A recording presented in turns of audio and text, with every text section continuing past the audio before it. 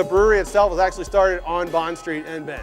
Being located in the Pacific Northwest, we have access to lots of great hop farmers, and we actually have quite a few contracts with a lot of the local hop farmers throughout Oregon.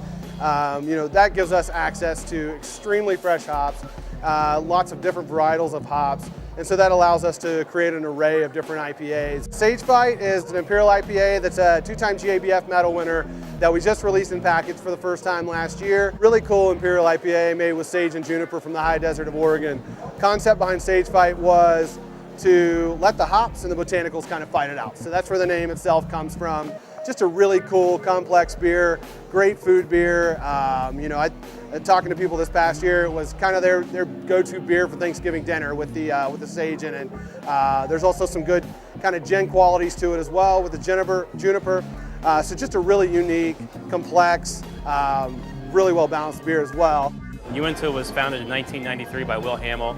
East Coaster, came into Utah, fell in love with Utah, wanted to start a brewery there as he was an avid home brewer, and wanted to name the brewery after the most distinct thing about Utah, which is the Uinta mountain range, which is the only east-west running mountain range in the continental U.S., or at least the only major east-west running mountain range. West Coast IPAs are more citrus, hop forward, and East Coast IPAs are more malt and floral forward. You may not like an IPA, but there's so many out there now. You're gonna find one.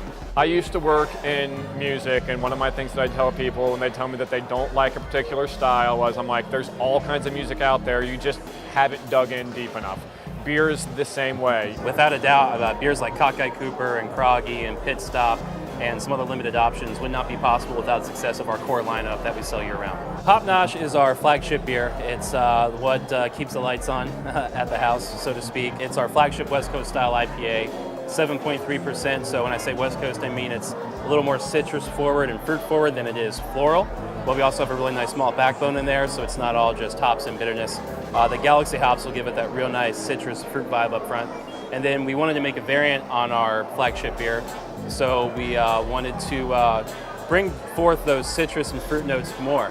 And we felt that tangerine was a flavor or fruit that hadn't been utilized a lot yet. And so we thought that tangerine with an already citrusy hop would really sing, and it's done really well for us. It's now our second best-selling beer right behind Hop Nosh. We're gonna have Mosaic in the market, and that's a single hop pale ale using Mosaic hops.